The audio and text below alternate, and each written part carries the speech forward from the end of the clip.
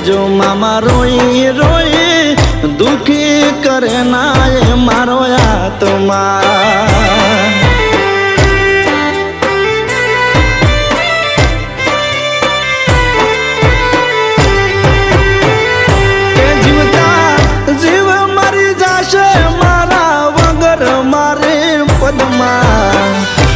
ખોટા પડ્યા આજે